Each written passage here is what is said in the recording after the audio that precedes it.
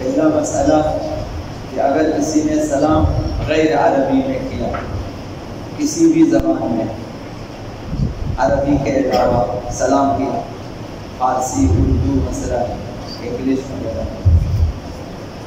تو کیا اس سلام کا جو غیر عربی میں کیا جواب دینا واجب ہے یا نہیں؟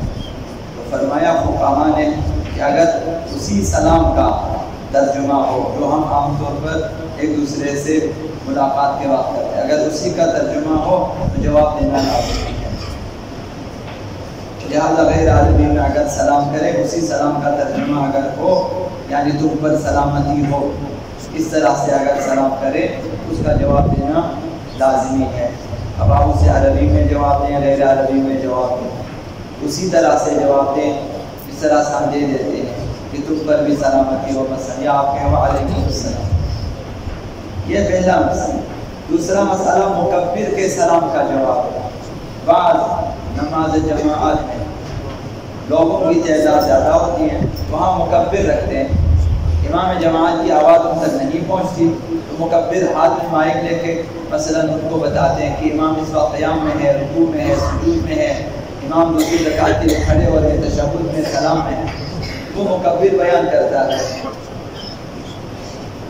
آخر میں جب نماز ختم ہو جاتی ہے تو اختتام نماز کے اعلان کے طور پر مکبر بھی سلام کرتا ہے، السلام علیکم ورحمۃ اللہ، اس طرح کہتے ہیں۔ اس سلام کا جواب دینا واجب ہے یا نہیں ہے؟ فقہاء نے فرمایا کہ اگر اختتام نماز کے اعلان کے طور پر سلام کے طرح ہم سب نماز کے آخر میں سلام کرتے ہیں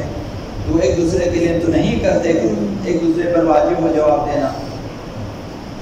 وہ مثلا نماز کے حساب سے پڑھتے ہیں، وہ اختتام نماز کے اعلان کے طور پر کہتا ہے وعلیکم السلام علیکم ورحمۃ اللہ، تو فرمایا کہ اگر اس طرح سے سلام کیا ہے تو اس کا جواب دینا واجب نہیں ہے۔ تو آپ کسی جماعت میں ہیں، مکبر نے اگر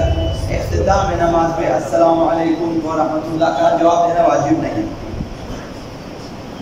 باقی خداوند متعال نے حکم دیا کہ دوسروں کے گھروں میں، حتی اپنے قریبی رشتہ داروں کے گھروں میں بھی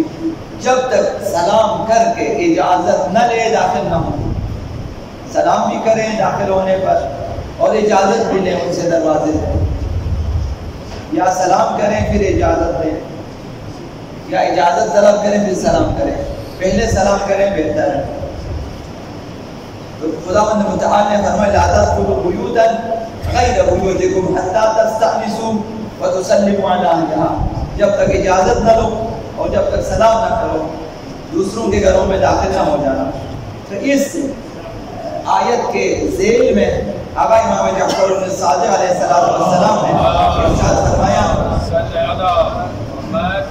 کہ ومن بلغ الحلم، جو بھی شخص بالغ ہو، تمام بالغ افراد، لا یلج علی امہ ولا علی اختہ، وہ اپنی ماں کے کمرے میں داخل نہ ہو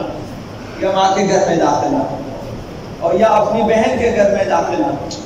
بہن کے گھر میں داخل نہ ہو، ولا علی خالتہ، اپنی خالہ کے گھر میں یا اس کے مخصوص کمرہ ہے اس میں داخل نہ ہو، ولا علی سوا ذلک، یا اس کے علاوہ دوسرے گھروں میں بھی داخل نہ ہو، الا باذن، مگر کہ اجازت لے کر داخل ہو۔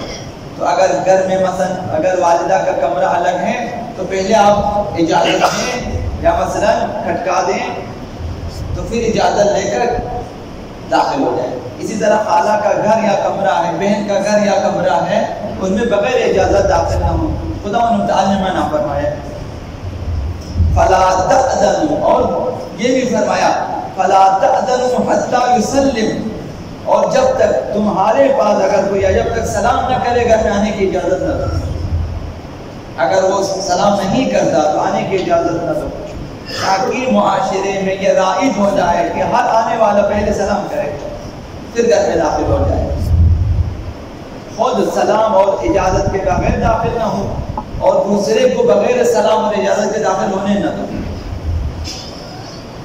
اس طرح دروازے کھول کے رکھنا کہ جو بھی آنا چاہے آ جائے، جو بھی جانا چاہے جائے، یہ اسلامی تہذیب کے خلاف ہے۔ پردہ ہونا چاہیے، ماں کے کمرہ مثلا بہن کا کمرہ یا ان کا گھر ہے، یا خالہ کا کمرہ ہے ان کا گھر ہے،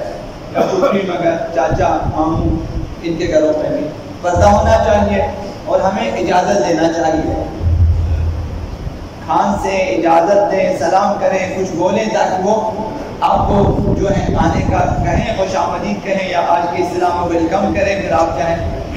اجازت لے کے جائیں۔ یہ ایک حدیث۔ دوسری حدیث مبارکہ آقا امام جعفر الصادق علیہ السلام نے ارشاد فرمایا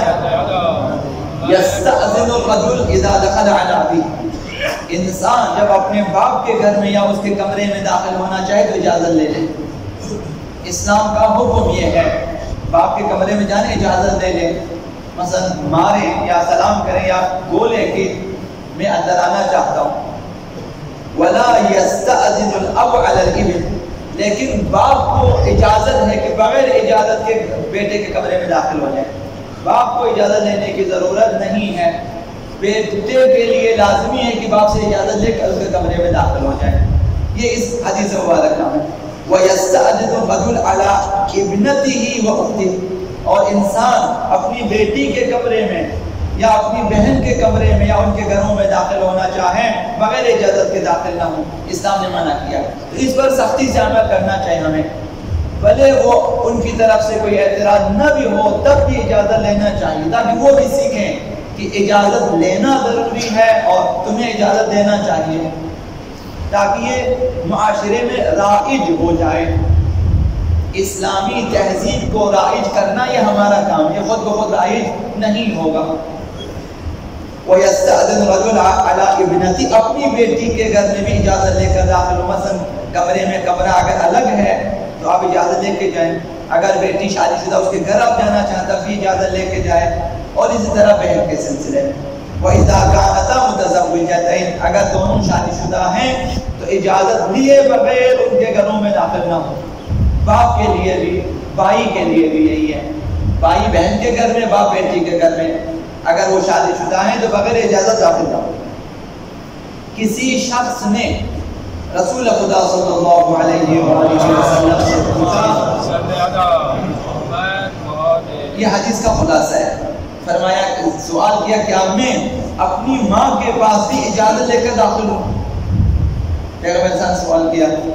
تو فرمایا کیا تو چاہتا ہے کہ ماں کو عریان دیکھے؟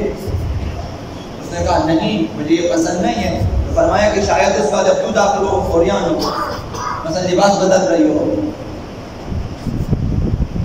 مثلا خاص پردے میں نہ ہو، تو لہذا اجازت دے دے، یعنی اپنی ماں کے پاس بھی ہمیں ایسے ہی داخل نہیں ہونا چاہیے۔ اسلامی تہذیب، اسلامی تمدن یہ ہے کہ ہر جگہ اجازت دے کر سلام کر کے داخل ہوں۔